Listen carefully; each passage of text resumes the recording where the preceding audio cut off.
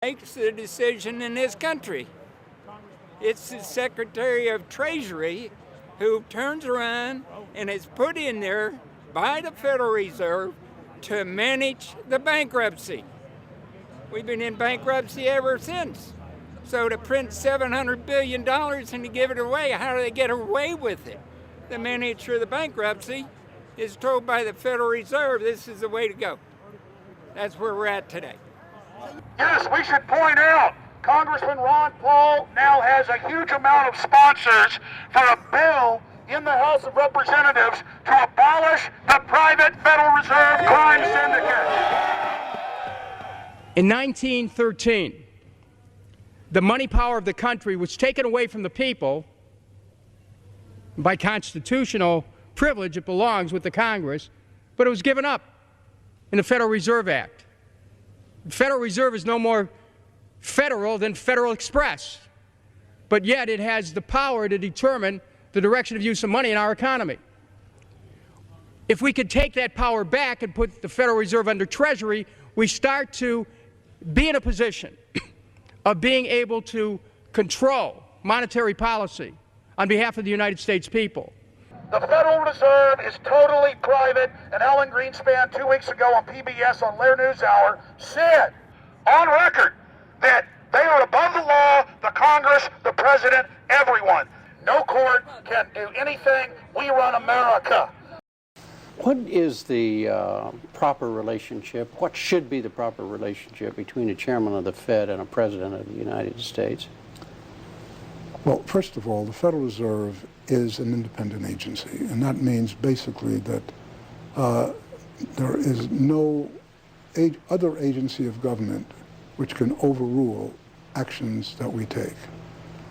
So long as that is in place and there is no evidence that the administration or the Congress or anybody else is requesting that we do things other than what we think is the appropriate thing, then what the relationships are don't frankly matter. Notice what Greenspan is saying. Greenspan is saying the Federal Reserve is beyond the law. And in reality, they are in practice beyond the law. Nobody, as far as I know, has ever audited the Federal Reserve. One of the first things we ought to do when we nationalize the Fed is go in there and find out the audit. Who stole money? Who engaged in corruption? There's a whole series of people going back to Volcker, to Greenspan, to Bernanke, and so forth.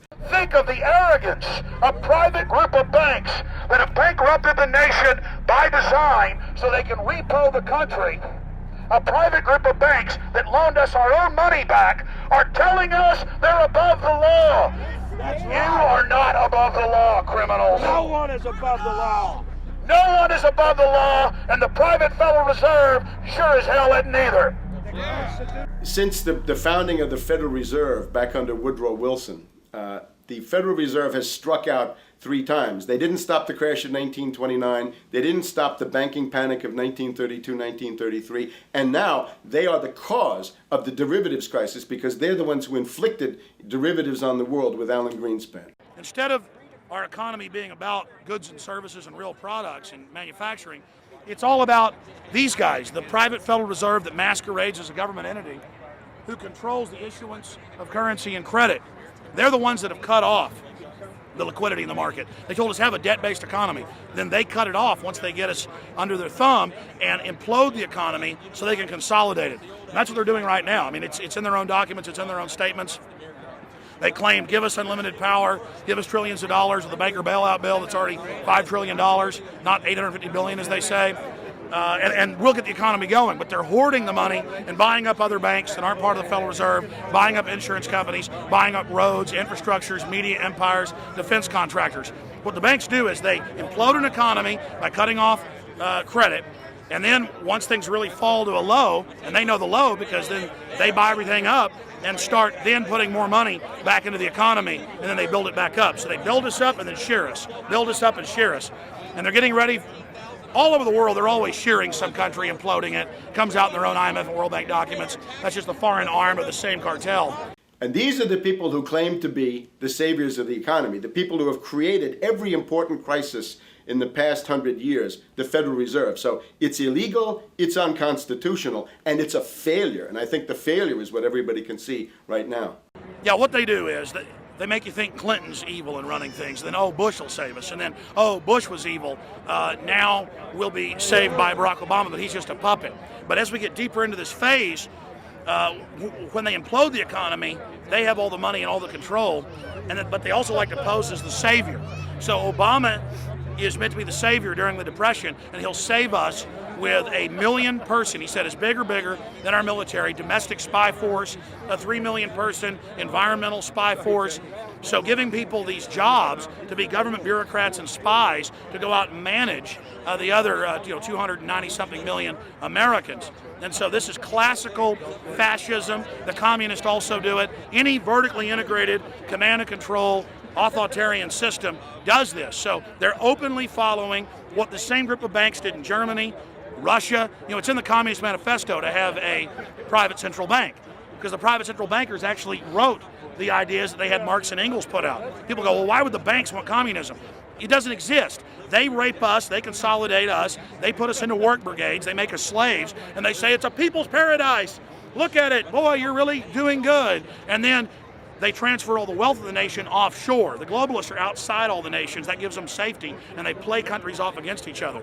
And so that's what we're facing and dealing with. And so they're bringing in classical, hardcore tyranny in the U.S., but we have the internet. We've grown our numbers. The alternative media has exploded. That's what they're trying to move in to shut down and regulate and tax the web, but it's too late for them. They're playing in the 19th century, 20th century rules. It's 21st century, the century of resistance to tyranny. And so it's going to be one hell of a fight with the people and free humanity on one side and the New World Order on the other.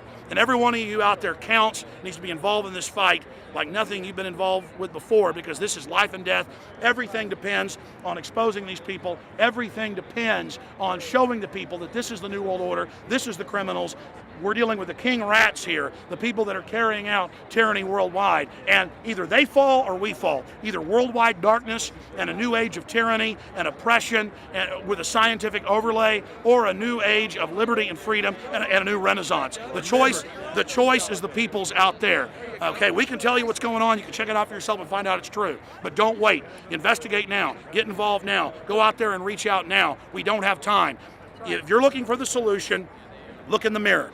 Look right into the mirror, because you out there, men, women, old, young, black, white, doesn't matter. It's going to be up to you if they win or if liberty succeeds and the people have a chance of having any future. These are cold-blooded eugenicists. These are cold-blooded people who think they're God, think that they're our masters, that think that we're animals. These are the guys that funded Lenin and Stalin and Hitler and Mao. These are the guys, it's all on record, that bankroll this stuff. They are hardcore vicious, and they must be resisted. Up until about the Kennedy assassination and the beginning of the war in Vietnam, the United States is a very powerful engine for world progress. It's the assassinations, the Kennedy assassination and the others in the 1960s, the beginning of the Vietnam War, and the beginning of the absolute domination of the Wall Street Group over every other interest.